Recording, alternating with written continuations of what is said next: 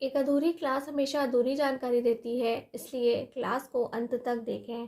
सभी को नमस्कार, मैं Hemlata Verma HC square Hemlata coaching classes में आप सभी का स्वागत करती हूँ। और पिछली क्लास में आपको याद होगा कि हमने पिछली क्लास में रिफ्रैक्शन ऑफ लाइट को पढ़ा था और जितने भी एग्जाम्पल्स हमने पहले पढ़े थे हमने उनकी रे डायग्राम्स बनाए थे। कुछ हमने चीज़ों को डिस्कस किया था कि what is rarer, what is denser, यानी कि विरल और सघन क्या होते हैं, हमने अच्छे से जाना था। तो अब हमें आगे पढ़ने की ज़रूरत है कि रिफ्रैक्शन ऑफ लाइट यानी कि प्रकाश के अपवर्तन के कुछ लॉज बनाए गए हैं। तो वह लॉज क्या हैं जो हमें याद रखने हैं, जिनके आधार पर हम अपना काम करते हैं। तो पहले हम उनको रिटन फॉर्म में देखें, उससे पहले हम अपनी पिछली क्लास पर आते हैं जहां हमने ये डायग्राम को डिस्कस किया था, जहां हमने आपको बताया था कि यह क्या है। यह वह लाइन है यानी कि ये इंटरफेस है जो हमें बताती है कि हमारा मीडियम चेंज हो रहा है, यानी कि ये फर्स्ट मीडियम है और ये हमारा सेकंड मीडियम है, ये हमारा पहला माध्यम है और ये दूसरा माध्यम है। और ये जो लाइन है वह क्या है, हमारा नॉर्मल है यानी कि अभिलंब है। इस लाइन को हम पहले से ही जानते हैं क्योंकि हमने इसे रिफ्लेक्शन ऑफ लाइट में भी पढ़ा था कि एक सीधी रेखा जो खड़ी रेखा होती है वह क्या होती है, वह नॉर्मल होती है, अभिलंब होती है। और यह जो रे ऑफ लाइट चल करके आ रही है यानी कि वह क्या है, हम उसे इंसिडेंट रे कहते हैं, हिंदी में हम उसे आपतित किरण कहते हैं। और वह नॉर्मल के साथ में यानी कि अभिलंब के साथ में आई एंगल बनाती है। ठीक, तो जो हमारे लॉज हमें लिखने हैं वो पूरा इस डायग्राम को देख करके ही लिखने हैं, इसलिए मैं आपको दोबारा याद दिला रही हूँ। और जब ये रिफ्रैक्ट हो जाती है यानी कि यह अपवर्तित हो जाती है तो वह समटाइम्स यहाँ चली जाती है, समटाइम्स यहाँ चली जाती है। ठीक, तो क्या होगा, जब ये यहाँ आएगी तो हमारा आर क्या होगा, हमारा आर इतना बड़ा होगा। लेकिन जब ये यहाँ चली जाएगी तो ये जो हमारा आर है वह इतना बड़ा हो जाएगा। यानी कि कभी हमारी अपवर्तित किरण यहाँ हो जाएगी और कभी हमारी यहाँ हो जाएगी। और इंग्लिश में हम इसे कहेंगे रिफ्रैक्टेड रे, शॉर्ट में लिख रहे हैं हम, वो क्या हो जाएगा, रिफ्रैक्टेड रे हो जाएगा। तो आपने इन चीज़ों को अच्छे से समझ लिया। तो जो हमारा लॉ है वह हमसे क्या कह रहा है कि ये वाला पॉइंट, इसे बोलते हैं पॉइंट ऑफ इंसिडेंस। हम पहले भी बता चुके हैं कि जहाँ हमारी इंसिडेंट रे या आपतित किरण जिस बिंदु पर आकर या पॉइंट पर आती है हम उसे कहते हैं पॉइंट ऑफ इंसिडेंस, हिंदी में हम कहते हैं आपतन बिंदु।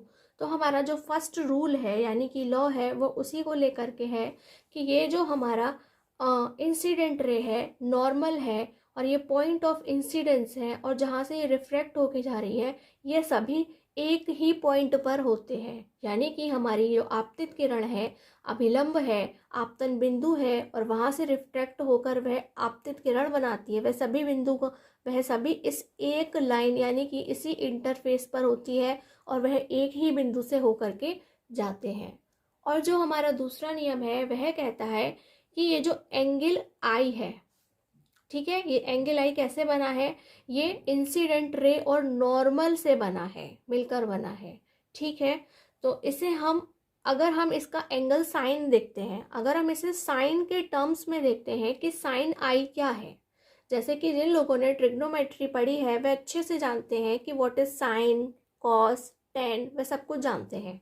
लेकिन अगर किसी का यह पोर्शन वीक है तो वह हमारी प्लेलिस्ट में जाकर ट्रिग्नोमेट्री का फर्स्ट जो पार्ट है, जो चैप्टर है उसका जो फर्स्ट पार्ट है, अगर वह उसे पढ़ लेता है तो वह डीपली समझ सकता है कि साइन क्या होता है।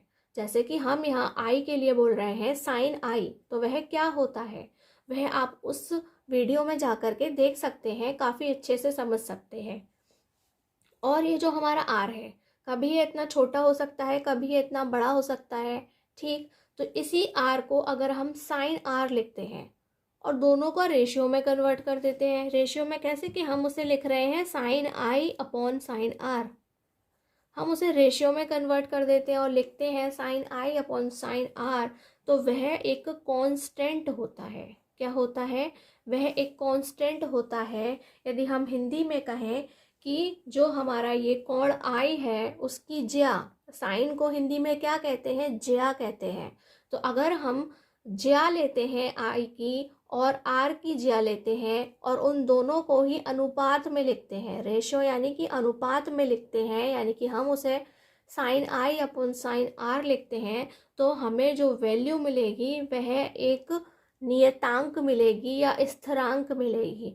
स्थिरांक के अगर हम टुकड़े करें यानी कि संधि विच्छेद करें तो उसका क्या होगा, स्थिर प्लस अंक, यानी कि एक ऐसी वैल्यू मिलेगी जो एक, अगर हम दो मीडियम फिक्स्ड कर लें कि ऊपर वाला कौन सा है और नीचे वाला कौन सा है, तो हर बार उसकी जो वैल्यू है उस एंगल के लिए सेम ही आएगी, वह चेंज नहीं होगी।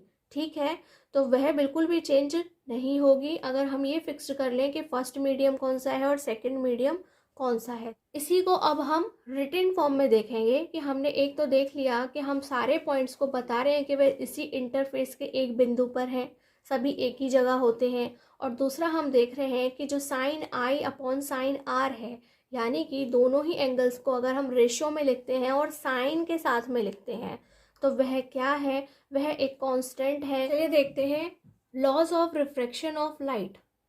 हिंदी में कहेंगे प्रकाश के अपवर्तन के नियम। द इंसिडेंट, ये फर्स्ट है हमारा, the incident ray, the reflected ray, reflected नहीं refracted ray and the normal to the interface of two transparent media at the point of incidence all lie in the same plane. हमने देखा था कि बीच में हमारे जो लाइन थी वह उसी एक लाइन के ऊपर वह सारे पॉइंट्स आते हैं जहाँ इंसिडेंट रे आके गिरती है, जहाँ नॉर्मल होता है और जहाँ से जा कर के वह अपना रास्ता यानी कि पाथ चेंज कर लेती है, वह सभी एक ही पॉइंट पर होते हैं, यानी कि एक ही प्लेन में होते हैं, एक ही पॉइंट पर होते हैं, all lie in the same plane. Hindi में हम कहेंगे आपतित किरण, अपवर्तित किरण तथा दोनों माध्यमों को पृथक करने वाले पृष्ठ, यानी कि हमारा इंटरफेस, दोनों माध्यमों को पृथक करने वाले पृष्ठ के आपतन बिंदु पर अभिलंब सभी एक ही तल में होते हैं। आप जब इस लॉ को लिखेंगे तो आप उसके साथ में जो मैंने पीछे डायग्राम बनाया था जिसे अभी हमने डिस्कस किया था, आप उसे साथ में ज़रूर बनाएं। सभी एक ही तल में होते हैं। सेकंड है the ratio of sine of angle of incidence to the sine of angle of refraction is a constant. यानी कि हमने आपको बताया था कि angle of incidence means i, जब हम उसे साइन के साथ लिखेंगे तो हम उसे कहेंगे साइन आई, और angle of refraction means r, और जब हम उसे साइन के साथ लिखेंगे तो वह हो जाएगा साइन आर, और वह कह रहे हैं रेशियो, यानी कि sine i upon sine r वह क्या है, वह कांस्टेंट है, यानी कि एक फिक्स्ड वैल्यू होती है। For the given pair of media, यानी कि जो भी हमें मीडियम दे रखा होगा जिसमें लाइट ट्रेवल कर रही होगी उसे हम मीडिया कह रहे हैं। और लाइट में भी क्या होता है कि जो लाइट होती है वह अपने आप को 7 कलर्स में डिवाइड करती है। कितने कलर्स में? 7 कलर्स में डिवाइड करती है। जैसे कि हमने रेनबो देखा है, उसमें 7 कलर्स होते हैं लाइट के, तो वहाँ पे जो भी लाइट होगी उस लाइट के लिए इसकी जो वैल्यू होगी वो अलग होगी। This law is also known as Snell's law of refraction, यानी कि हम इसी लॉ को स्नेल्स लॉ के नाम से भी जानते हैं। और ये जो है इसकी जो वैल्यू है वह क्या है, आई की जो वैल्यू है इन बिटवीन 0 और 90 डिग्री है, यानी कि यह रूल केवल तभी फॉलो होगा जब हमारी एंगल ऑफ इंसिडेंस की जो वैल्यू है वह कितनी है, एंगल ऑफ इंसिडेंट की वैल्यू 0 से 90 डिग्री के बीच में ही होनी चाहिए, तभी ये जो रूल है वह फॉलो होता है। If I is the angle of incidence and R is the angle of refraction, then sin I upon sin R is equal to constant, यानी कि वहाँ पर हमें एक कांस्टेंट वैल्यू मिलती है। कांस्टेंट वैल्यू का मतलब क्या है, वहाँ पर एक न्यूमेरिकली हमें वैल्यू मिलती है जो बिल्कुल फिक्स्ड होती है अकॉर्डिंग टू मीडियम।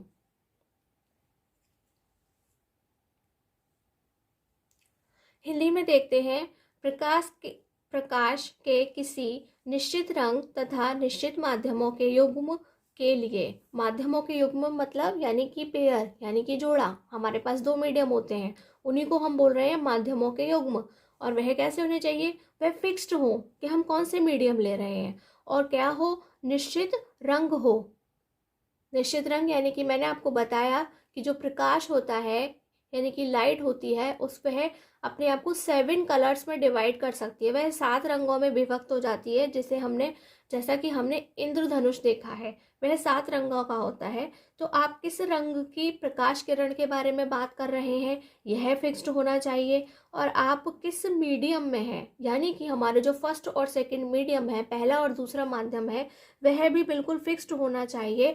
तो आपके जो आपतन कोण की ज्या यानी कि साइन, ज्या हम किसे बोलते हैं, साइन को बोलते हैं, तथा अपवर्तन कोण की ज्या यानी कि साइन का अनुपात स्थिर होता है। यानी कि अगर हम कहें कि ये जो हमारा आपतन कोण है वह आई है तो साइन आई, और अपवर्तन कोण यानी कि आर है तो साइन आर, उसका अनुपात स्थिर होना चाहिए। इस नियम को स्नेल का अपवर्तन का नियम भी कहते हैं। यह बिल्कुल फिक्स्ड है कि आई की वैल्यू 0 से 90 डिग्री के बीच में होनी चाहिए, तभी यह नियम लागू होता है, अन्यथा नहीं होता है। यदि आपतन कोण आई तथा अपवर्तन कोण आर हो तब sine i upon sine r is equal to स्थिरांक। स्थिरांक भी लिखा हो सकता है, नियतांक भी लिखा हो सकता है। अब ये मैंने 1 एंड 2 क्यों लिखा है ये मैं अभी नहीं बताऊंगी, थोड़ी देर बाद बताऊंगी, ठीक है। अगला जो हमारा टॉपिक है वह है रिफ्रैक्टिव इंडेक्स, हिंदी में हम कहते हैं अपवर्तनांक। मैं इसे थ्योरेटिकल पढ़ाऊँ उससे पहले आपको कुछ डायग्राम पे क्लियर करके दिखाना चाहती हूँ, उसके बाद हम इसकी थ्योरी पढ़ेंगे, क्योंकि सिर्फ थ्योरी पढ़ने से ही आपको उतने अच्छे से समझ में नहीं आएगा। जितना हम पहले से थोड़ा सा और डिस्कस करेंगे डायग्राम के थ्रू फिर आपको समझ में आएगा। चलिए मैं यहाँ पे एक रफली डायग्राम बनाती हूँ। ये हमारा एक इंटरफेस है जो फर्स्ट और सेकेंड मीडियम को अलग अलग करता है, डिवाइड हो गए हैं, ठीक। और ये हमारा नॉर्मल है यानी कि एन है, ऊपर भी एन है, ये नीचे भी एन है। और यह क्या है, यह हमारी इंसिडेंट रे है, ठीक है। यह हमारी इंसिडेंट रे है यानी कि हमारी आपतित किरण है। और यह एंगल क्या बना रही है, यह एंगल आई बना रही है। और फिर आगे जा कर के यह एंगल आर इधर भी बना सकती है और इधर भी बना सकती है, कुछ कभी ये भी हो सकता है और कभी खाली इतना भी हो सकता है, ठीक है। ये हमने बना दिया, इसे हम क्या कहते हैं, इसे हम अपवर्तित किरण कहते हैं, और इंग्लिश में हम इसे रिफ्रैक्टेड रे कहते हैं। ये हमने बना लिया। तो जब हमने देखा कि ये रिफ्रैक्शन होता क्या है, तब हमने नोटिस किया कि ये जब फर्स्ट से सेकंड मीडियम में जाती है तो इसका पाथ चेंज हो जाता है। और पाथ क्यों चेंज हो रहा है, वो मीडियम चेंज होने की वजह से हो रहा है। तो मीडियम चेंज होने की वजह से पाथ चेंज होने का रीज़न क्या है, तो हमने रीज़न देखा था कि डिफरेंट डिफरेंट मीडियम्स में रे ऑफ लाइट की जो स्पीड होती है वो चेंज हो जाती है। यानी कि अगर हमारे माध्यम बदल जाए तो प्रकाश की किरण जिस चाल से, जिस स्पीड से चलकर आ रही थी वह चेंज हो जाती है। उसके चेंज हो जाने की वजह से वह ऐसे सीधे जाने की बजाय इधर या उधर की ओर झुक जाती है या दूर हट जाती है, बेंड अवे हो जाती है या बेंड टुवर्ड्स हो जाती है। तो यह क्या है, तो आपको सबसे पहले समझना है कि अगर हम रिफ्रैक्टिव इंडेक्स पढ़ रहे हैं यानी कि अपवर्तनांक पढ़ रहे हैं, तो वह हमें क्या बता रहा है, कि वह हमें बता रहा है कि अब हम कंपैरिजन करने वाले हैं। क्या करने वाले हैं, हम कंपैरिजन करने वाले हैं। हम इस बात का कंपैरिजन करने वाले हैं कि ये और ये जो है, ये जो हमारी आई इंसिडेंट रे है और ये हमारी रिफ्रैक्टिव रे है, इनकी जो स्पीड है उनमें क्या चेंज आया है, कितना चेंज आया है। तो हम उसे लिखेंगे कि यह तो comparison of speed of light in both medium. यानी कि हम तो स्पीड ऑफ लाइट को कंपेयर कर रहे हैं दोनों मीडियम्स में। कभी हम नीचे वाली को कंपेयर कर रहे हैं ऊपर वाली से, और कभी हम ऊपर वाली को कंपेयर कर रहे हैं नीचे वाली से। कंपैरिजन तो कैसे भी हो सकता है ना, जैसे घर में 2 बच्चे होते हैं तो हम जो ज़्यादा अच्छा होता है हमेशा उसी से कंपेयर करते हैं। यानी कि अगर हमें इसकी बात करनी है तो हम इससे कंपेयर करेंगे, ठीक है। और अगर हमें इसकी बात करनी है तो हम इससे कंपेयर करेंगे। तो अपवर्तनांक में या रिफ्रैक्टिव इंडेक्स में हमें सिर्फ कंपैरिजन करना है, स्पीड का कंपैरिजन करना है। कभी हमें इसे कंपेयर करना है इससे, और कभी हमें इसे कंपेयर करना है इससे। तो कंपैरिजन होगा, एटलीस्ट दो ही हमारे पास में कंपैरिजन करने के लिए कम से कम हमारे पास दो चीज़ें होनी चाहिए, दो लोग होने चाहिए जिनसे हम कंपेयर करेंगे। हमारे पास यहाँ पे दो मीडियम है जहाँ पर क्या है, स्पीड ऑफ लाइट है वह चेंज हो जाती है, यहाँ पर ज़्यादा होती है तो यहाँ पर क्या होती है, वह कम हो जाती है, राइट। तो कभी हम इसको कंपेयर कर रहे हैं इससे, बताओ कि इससे कितनी धीमी चलती है या कितनी तेज़ चलती है। तो कभी हम इसको कंपेयर करेंगे, बताओ कि यह इसके अकॉर्डिंग कितनी धीरे चलती है या कितनी तेज़ चलती है। तो अगर आपसे कोई एक लाइन में पूछे व्हाट इज़ रिफ्रैक्टिव इंडेक्स और अपवर्तनांक, तो वह आपके लिए क्या है, it is a comparison of speed of light in both medium. तो हम हिंदी में क्या कहेंगे, दो अलग अलग माध्यमों में प्रकाश की चालों की तुलना करना क्या है, वह अपवर्तनांक है या रिफ्रैक्टिव इंडेक्स होता है।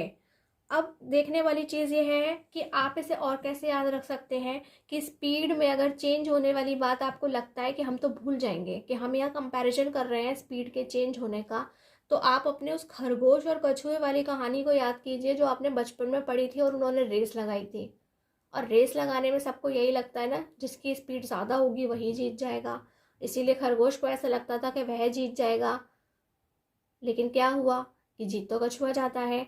तो आपको यही याद रखना है कि अगर ऊपर का मीडियम क्या होगा, रेयरर होगा, विरल होगा, तो वह जो हमारी आपतित किरण यानी कि इंसिडेंट रे है वह क्या होगी, वह खरगोश की चाल से चलकर आएगी, और मीडियम चेंज होने आने के बाद में वह कछुए की चाल से चलकर जाएगी। इस तरह से हम अपने कछुए और खरगोश से कनेक्ट करके भी याद रख सकते हैं और अच्छे से याद रख सकते हैं, और 10 साल बाद भी हम अपने बच्चों को बता सकते हैं कि हाँ हमने इसे कैसे याद किया था। है हमारे लिए खरगोश की स्पीड से कम चल कर आ रही है, ठीक है। कब, जब यह क्या है, वह रेयरर मीडियम में है यानी कि विरल माध्यम में है, और जब इसका मीडियम चेंज हो जाएगा यह डेंसर मीडियम में चली जाएगी यानी कि सघन मीडियम में, सघन माध्यम में चली जाएगी। तो यही है, कछुए की तरह व्यवहार करेगी यानी कि यह भी इसकी स्पीड को कम कर देगी और धीरे धीरे ही चलेगी। अब हम इसे आसानी से रिटन फॉर्म में पढ़ सकते हैं और हमें समझ में भी आएगा। रिफ्रैक्टिव इंडेक्स, अपवर्तनांक। Refractive index is that property of any medium, यानी कि यह क्या है, ये एक प्रॉपर्टी है किसी भी मीडियम की, on the basis of which the speed with which light will travel in that medium is determined. यानी कि अगर हम ये देखें कि किसी हमारे मीडियम के अंदर हमारी स्पीड की लाइट क्या है, यह हम पता कर सकते हैं, that is on the basis of refractive index we can define और फाइंड। यानी कि अगर हमें पता चल जाए तो हम उसके रिफ्रैक्टिव इंडेक्स को बता सकते हैं, ज्ञात कर सकते हैं, डिफाइन कर सकते हैं और ढूंढ सकते हैं, हम उस वैल्यू को फाइंड कर सकते हैं। अगर हमें पता हो कि जो फर्स्ट और सेकंड मीडियम है उनके अंदर हमारी जो स्पीड है वह क्या है, कितनी है, तो हम उससे बता सकते हैं कि उनका जो चेंज आया है वह कितने गुना बढ़ गई है या कितने गुना घट गई है एक मीडियम से दूसरे मीडियम में जाने पर। तो वह क्या है, वह रिफ्रैक्टिव इंडेक्स है, और इसकी हेल्प से हम उनकी स्पीड को कैलकुलेट कर सकते हैं कि वह कितने टाइम्स बढ़ गई है या कितने टाइम्स घट गई है। तो ये कंपैरिजन है, हम कभी फर्स्ट मीडियम को कंपेयर करेंगे सेकंड से और कभी हम सेकंड को कंपेयर करेंगे फर्स्ट से। अपवर्तनांक, हिंदी में हम देखते हैं, अपवर्तनांक किसी भी माध्यम का वह गुण होता है जिसके आधार पर उस माध्यम में प्रकाश किस वेग से गति करेगा, यह निर्धारित होता है। अर्थात अपवर्तनांक के आधार पर ही हम उस माध्यम में प्रकाश के वेग को परिभाषित या ज्ञात कर सकते हैं। यानी कि अगर हमें किसी का अपवर्तनांक पता चल जाए और हमें एक मीडियम में स्पीड पता हो कि लाइट जो है वह कैसे ट्रेवल कर रही है, तो हम दूसरे मीडियम में जो लाइट ट्रेवल कर रही है हम बता सकते हैं कि उसकी स्पीड क्या है, वह कम है या ज़्यादा है, हम दोनों ही चीज़ बता सकते हैं। अगर एक ही स्पीड हमें पता है और हमें हमारा रिफ्रैक्टिव इंडेक्स पता है यानी कि अपवर्तनांक पता है कि वह क्या है, जो फिक्स्ड वैल्यू है वह क्या है, ये हमें पता चल जाए, तो हम दूसरे मीडियम में जो स्पीड है वह बता सकते हैं कि कितने कम हुई है या कितनी ज़्यादा हुई है, और उसके लिए हमें उसे फाइंड करना होगा, तो हम उसे फाइंड करके आराम से बता सकते हैं कि यह इससे इतने गुना कम है, यह इससे इतने गुना ज़्यादा है। तो अभी हमने इतना ही जाना कि व्हाट इज़ रिफ्रैक्टिव इंडेक्स यानी कि अपवर्तनांक क्या है। लेकिन आगे की कहानी कुछ इस प्रकार है कि आगे जा कर के हमें रिफ्रैक्टिव इंडेक्स यानी कि अपवर्तनांक को 2 टाइप्स में डिवाइड करना पड़ा। तो आपको सोचना यह है कि हमने इसे 2 टाइप्स में डिवाइड क्यों किया, जबकि हमें पता है कि या तो हमें ऊपर वाले को नीचे वाले से कंपेयर करना है या नीचे वाले को हमें ऊपर वाले से कंपेयर करना है। तो उसके लिए इन्होंने कुछ चीज़ों को फिक्स किया है कि कैसे हम किसी चीज़ को फिक्स्ड कर लें तो हम उसे 2 टाइप्स में डिवाइड कर सकते हैं। तो मैं आपको सिर्फ पहले नेम ही दिखाऊंगी कि हमने उन्हें 2 टाइप्स में क्या डिवाइड करके लिखा है। इसके आगे अभी और कुछ नहीं बताऊंगी, पहले हम उसे क्लियर करेंगे वापस चल करके कहाँ, अपने डायग्राम से। तो यह क्या है, यह हमारे टाइप्स ऑफ रिफ्रैक्टिव इंडेक्स यानी कि अपवर्तनांक के प्रकार।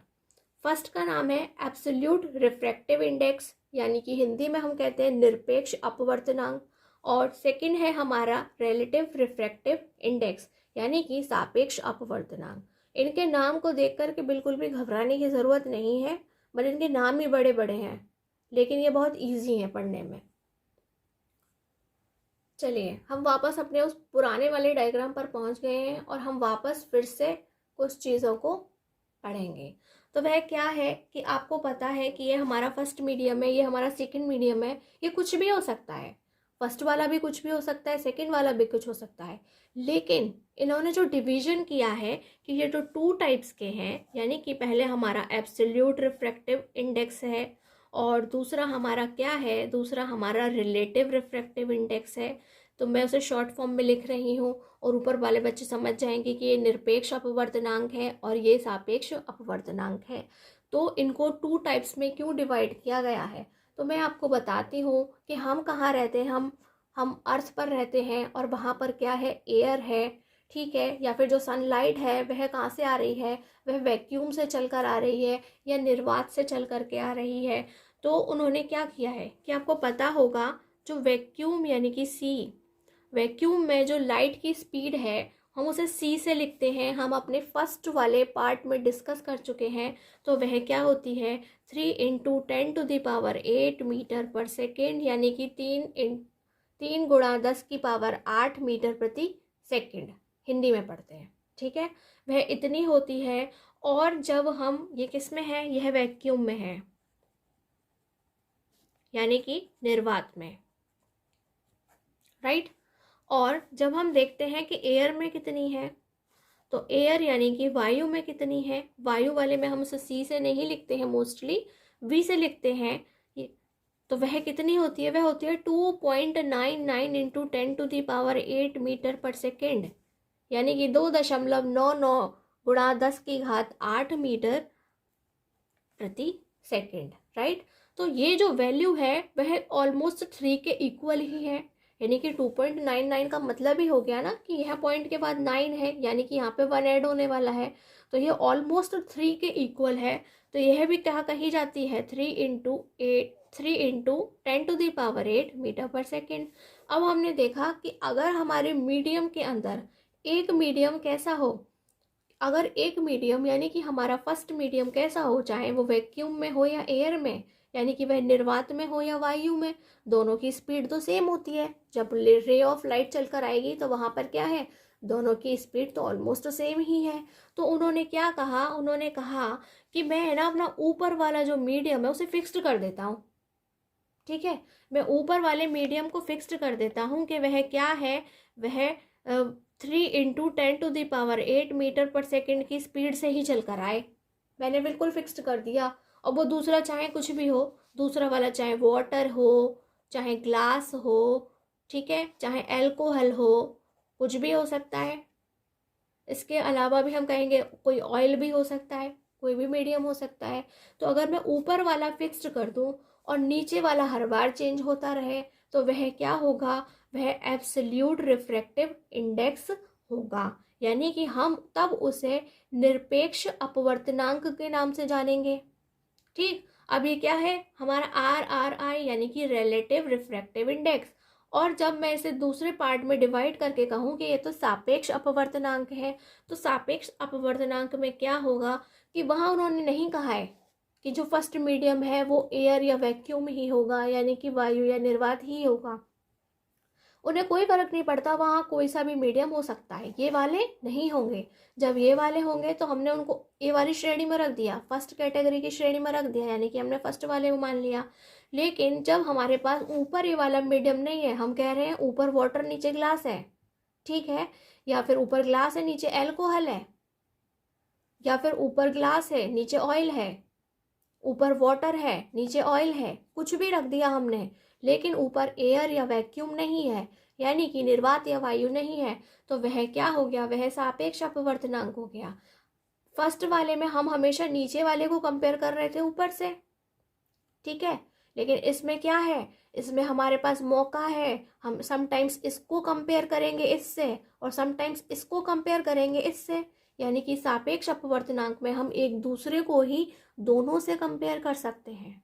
लेकिन ऊपर वाले में हम क्या करते हैं, हम ऊपर वाले में सिर्फ नीचे वाले को कंपेयर करते हैं, क्योंकि ऊपर से चलने के बाद नीचे आकर के हमें चेंज दिखाई देता है, तो वहाँ हम केवल नीचे वाले में चेक करते हैं कि जो नीचे वाला है वह कितना कम हो गया, वह कितना ज़्यादा हो गया, जो उसकी स्पीड है उसमें कितना परिवर्तन आया, तो वह हम ये चेक करते हैं। अब हम इसे रिटन फॉर्म में समझेंगे, ये आपको आसानी से समझ में आएगा। चलिए अब हम इसकी डेफिनेशन देखते हैं।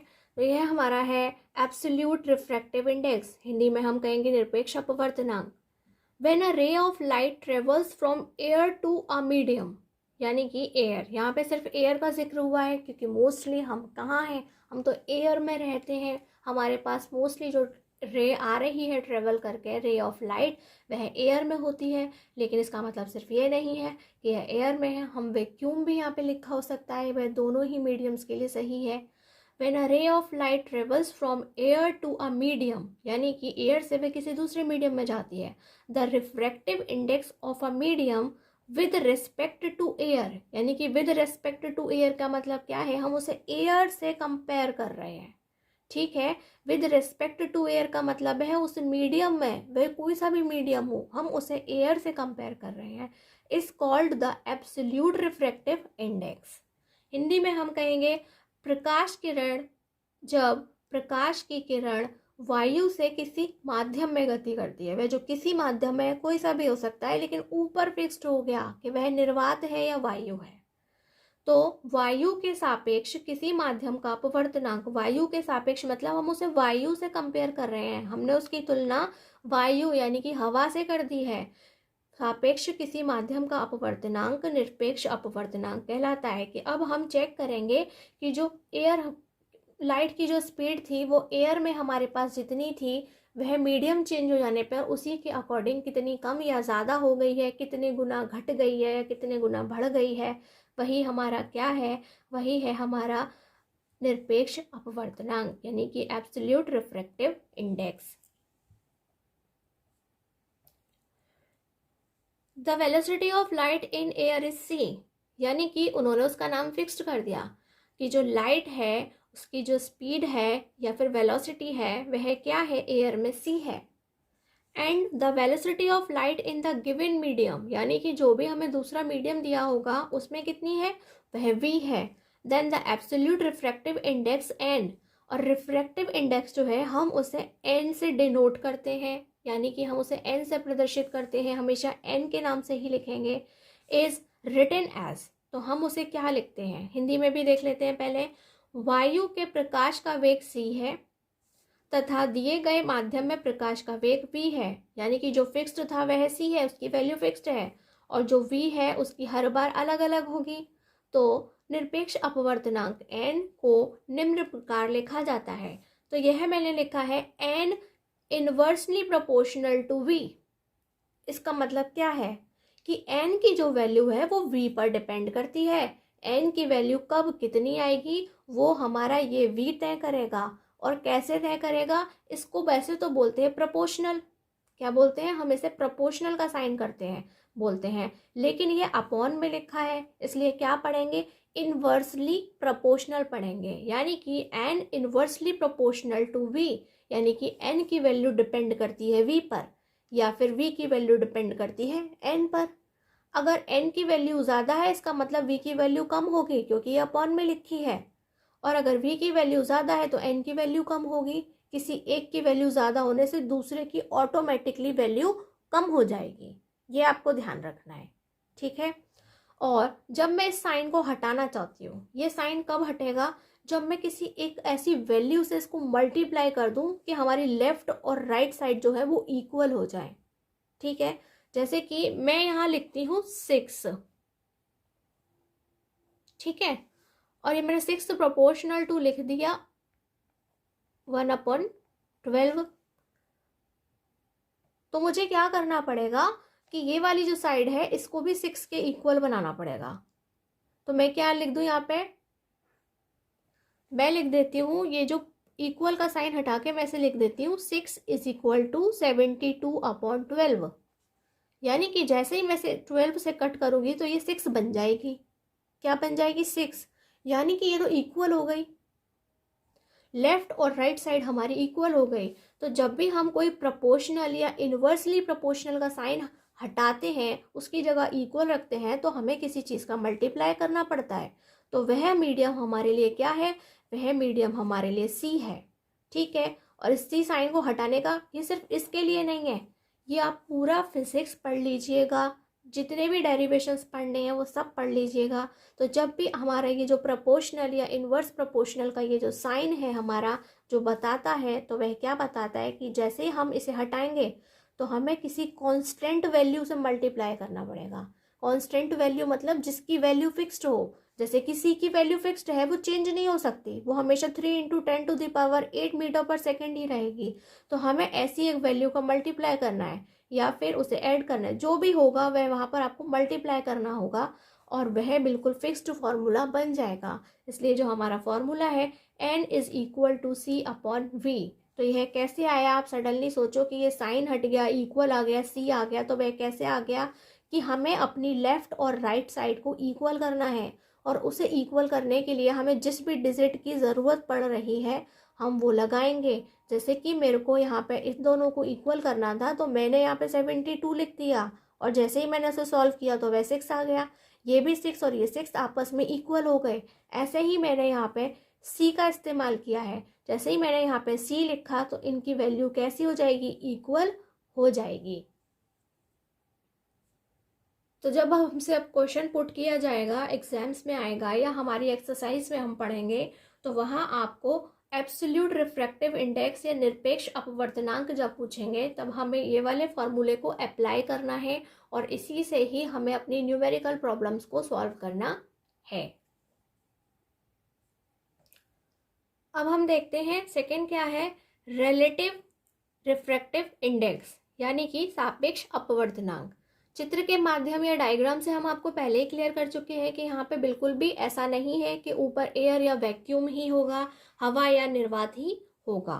When light travels from one transparent medium to another transparent medium, the refractive index of the second medium with respect to the first medium is called relative refractive index। यानी कि वह बोल रहे हैं कि हम किसे कंपेयर कर रहे हैं, हम सेकेंड को कंपेयर कर रहे हैं, किससे, विद रिस्पेक्ट टू फर्स्ट, यानी कि हम फर्स्ट से कंपेयर करेंगे कि बताओ आपकी जो स्पीड है वह कितने गुना घट गई है या कितने गुना बढ़ गई है, किसको देखते हुए, फर्स्ट मीडियम में जो आपकी स्पीड थी उसको देखते हुए। हिंदी में हम कहेंगे जब प्रकाश एक पारदर्शी माध्यम से दूसरे पारदर्शी माध्यम में गमन करती है तब पहले माध्यम के सापेक्ष दूसरे माध्यम का अपवर्तनांक सापेक्ष अपवर्तनांक कहलाता है। यानी कि हम दूसरे को कंपेयर करेंगे फर्स्ट वाले से, लेकिन यहाँ बिल्कुल भी ऐसा नहीं है कि वह एयर या वैक्यूम होना चाहिए, वह कुछ भी हो सकता है, ऊपर वाला कुछ और नीचे वाला कुछ भी हो सकता है। अब इन्हीं से एग्जाम्स में बहुत सारे क्वेश्चंस पुट किए जाते हैं। मैं अभी अभी आपको एक बार में पूरे 4 फॉर्मूले लिखवाने वाली हूँ, और सिर्फ लिखवाएंगे नहीं, नेक्स्ट वाली वीडियो यानी कि हमारी जो नेक्स्ट क्लास आएगी उसमें हम उन सभी को अप्लाई करना भी सिखाएंगे। चलिए, तो हमारे जो नेक्स्ट 4 फॉर्मूलाज हैं वह क्या हैं, 1n2 या n21। फॉर्मूला तो सिर्फ इतना है, यह आपको अपनी नोटबुक के अंदर या डिफरेंट डिफरेंट नोटबुक के अंदर कुछ इस तरीके से लिखा हुआ होगा। समटाइम्स ये 1n2 इक्वल टू v1/v2 होगा, या फिर समटाइम्स ये n21 is equal to v1/v2 होगा। इसका मीनिंग क्या है, इसका मीनिंग यह है कि हम सेकंड वाले को कंपेयर कर रहे हैं। क्या लिखा है, n2, यानी कि हम सेकंड वाले को कंपेयर कर रहे हैं, लेकिन किससे, विद रेस्पेक्ट टू फर्स्ट, यानी कि हम पहले वाले के सापेक्ष दूसरे वाले से हम उसे कंपेयर कर रहे हैं। और मैंने आपको बोला था यह कैसा है, यह इनवर्सली प्रोपोर्शनल है। हिंदी में इनवर्सली प्रोपोर्शनल को व्युत्क्रमानुपाती कहते हैं। ठीक है, आप याद रखिएगा हिंदी मीडियम कि हिंदी में इनवर्सली प्रोपोर्शनल को व्युत्क्रमानुपाती कहते हैं। आपको आपकी बुक के अंदर यही मिलेगा लिखा हुआ। तो यह क्या लिखा है कि अब आपकी बुक में भले ही 1n2 इज इक्वल टू दे करके कुछ दिया हो, उसका मतलब भी है v1/v2। अगर n21 लिखा है, इसका मतलब भी क्या है, v1/v2। और जो हम बात कर रहे थे इनवर्सली प्रोपोर्शनल, उसका मतलब क्या है कि हमने देखा था कि जब हमें कैसे पता चलेगा, उल्टा पता चलेगा। जैसे कि हम यहाँ पे लिखा है ना, सेकंड वाले को देख रहे हैं, लेकिन हम लिख कैसे रहे हैं, v1/v2। निकाल हम सेकंड के लिए रहे हैं, लेकिन लिख क्या रहे हैं हम, v1/v2, यानी कि हम अपने n21 को लिख रहे हैं v1/v2, राइट। और लेकिन मैं दोनों तरह से इसीलिए लिखा है कि अलग अलग जगह पे अलग अलग तरीके से दिया हुआ है। अगर मैं आपको सिर्फ ये दिखा देती हूँ तो फिर कल को ऐसा लिखा होने पे आपको समझ नहीं आएगा। तो आपको खुद से याद रखना है कि n के बाद जो लिखा है निकाल हम उसे ही रहे हैं, लेकिन किसके रेस्पेक्ट में निकाल रहे हैं, यानी कि किसके सापेक्ष निकाल रहे हैं, तो वह कभी आपको यहाँ आगे और कभी आपको पीछे लिखा हुआ मिलेगा। ठीक, और अगर हम चेंज कर दें, ये तो बोल रहे थे कि सेकंड को कंपेयर कर रहे हैं, लेकिन अब तो बोल रहे हैं कि हम फर्स्ट वाले को कंपेयर कर रहे हैं, किससे, सेकंड से। फर्स्ट वाले को कंपेयर कर रहे हैं सेकंड से, तो फॉर्मूला चेंज हो जाएगा। इनवर्सली प्रोपोर्शनल है, फर्स्ट को कर रहे हैं, लेकिन लिख कर रहे हैं किसकी स्पीड, लिख हम पहले v2 की स्पीड रहे हैं, v2/v1। तो ये v1 v2 क्या है, यह स्पीड है, स्पीड ऑफ लाइट, राइट। तो जैसे ये चेंज हो जाएगी एक दूसरे से मीडियम में, तो आपको याद रखना है कि अगर हम n21 कर रहे हैं तो v1/v2, n12 कर रहे हैं तो v2/v1, यानी कि उल्टा चलना है। पढ़ा था हमने 2-1, लेकिन लिखेंगे 1-2, पढ़ा था हमने 1-2, लेकिन लिखेंगे हम 2-1। और ये जो हमारे अदर फॉर्मूला है, ये अभी भी वही है 1n2 या n21, लेकिन यहाँ पे क्या लिखा है, n2 और n1। मान लीजिए कि आपके पास में स्पीड नहीं मिली है, उन्होंने तो आपको सेपरेटली अपवर्तनांक निकाल के दे दिए हैं कि मीडियम 2 का खाली इतना होता है, मीडियम 1 का खाली इतना होता है, यानी कि उन्होंने आपको रिफ्रैक्टिव इंडेक्स दे दिया और कहा कि सेपरेटली सेकंड मीडियम का इतना होता है, फर्स्ट मीडियम का इतना होता है। अब आप उनसे हमें कंपेयर करके बताइए कि ये जो सेकंड वाला है वह फर्स्ट के अकॉर्डिंग कितना कम या ज़्यादा है। तो आप कैसे करेंगे, बिल्कुल सिंपली, n21 पूछा है तो हम भी 21 की फॉर्म में लिखेंगे, n2/n1 कंपेयर कर रहे हैं, ठीक है। और अगर वह हमसे 1-2 के बारे में पूछेगा, यानी कि n12, तो हम क्या लिखेंगे, n1/n2। इसका मतलब आज भी क्या है कि हम फर्स्ट वाले के बारे में पूछ रहे हैं, लेकिन कंपेयर किससे कर रहे हैं, सेकंड वाले से कंपेयर कर रहे हैं। तो जब आपको सिंपली पहले से ही अपने आप रिफ्रैक्टिव इंडेक्स यानी कि अपवर्तनांक लिखा मिले, n की वैल्यू मिले, तो आपको सिंपल फॉर्म में n21 पूछने पर 21 ही लगाना है, यानी कि n2/n1, और n12 पूछे तो n1/n2 ही लगाना है। लेकिन जब वो हमें स्पीड देता है या वेलोसिटी देता है, तो हमें जस्ट उसको क्या करना है, इनवर्सली प्रोपोर्शनल करना है, यानी कि उल्टा लिखना है। n21 पूछेगा तो हम लिखेंगे v1/v2। हमने 21 को 1-2 में लिखा, हमने 1-2 को 2-1 में लिखा। तो इस तरह से ये 4 फॉर्मूले, एक हमारा एब्सोल्यूट रिफ्रैक्टिव इंडेक्स यानी कि निरपेक्ष अपवर्तनांक वाला फॉर्मूला, और एक जिसे मैंने आपको अभी डिस्कस थोड़ा सा किया था और मैंने कहा था कि मैं वापस लौट के जाऊंगी, हम वापस वहीं चलते हैं। चलिए देखिए, तो आपको याद होगा मैंने sine i upon sine r is equal to स्थिरांक लिख दिया था। मैंने कहा था यहाँ पे नियतांक भी लिखा हो सकता है, और मैंने आपको तब यह बताने से मना किया था कि ये 1 and 2 जो है वह क्या है। तो ये जो हमारा 1 and 2 है, अब आपको पता चल गया कि 1 and 2 का मतलब ही क्या है, कि यह एक से दूसरे मीडियम में जा रही है, लेकिन हम सेकेंड मीडियम को कंपेयर कर रहे हैं फर्स्ट वाले मीडियम से। ठीक है, हम सेकंड की स्पीड की तुलना कर रहे हैं फर्स्ट से। तो आपसे कभी कभी क्वेश्चन जब पूछा जाएगा, आपसे पूछा जाएगा कि बताइए रिफ्रैक्टिव इंडेक्स क्या है, लेकिन ना तो वह आपको सेपरेट दोनों के n1 n2 देंगे, ना ही सेपरेटली स्पीड देंगे। तो फिर वह क्या देंगे, वह आपको साइन आई यानी कि वह आपको एंगल आई और एंगल आर की वैल्यू देंगे। तो जब वह आपको एंगल आई और आर की वैल्यू देंगे, तब भी आपको क्या बताना है, तब भी आपको अपवर्तनांक निकालना होगा। कैसे निकालना होगा, तब वो हमें सिर्फ एंगल की वैल्यू दे देंगे और हम वहाँ पे आई और आर की जगह पुट करेंगे, और हम उसको फाइंड करके बता सकते हैं कि वह जो उसकी स्पीड है, यानी कि जो अचानक से उसका पाथ चेंज हो गया था, तो जो उसकी स्पीड है वह कितनी कम हुई थी या कितनी ज़्यादा हुई थी, जिसकी वजह से वह इधर या उधर चला गया था। ठीक है, आपको अच्छे से बताना होगा। तो आपके पास में ये 6 फॉर्मूले हो गए हैं, जहां आपको एक में एंगल दिया जाएगा, तब भी आप क्या बता रहे हैं, आप अपवर्तनांक बता रहे हैं, रिफ्रैक्टिव इंडेक्स बता रहे हैं, कि कितना परिवर्तन आया है, कितने गुना घट गई है या बढ़ गई है, हमारी जो स्पीड है वह चेंज हो गई है। और इसके अलावा जो हमने अन्य 5 फॉर्मूले आपसे डिस्कस किए, तो ये कुल मिला के 6 फॉर्मूले हैं, जिसके माध्यम से आपको लाइट को कंपेयर करने को लेकर के क्वेश्चंस पूछे जाएंगे।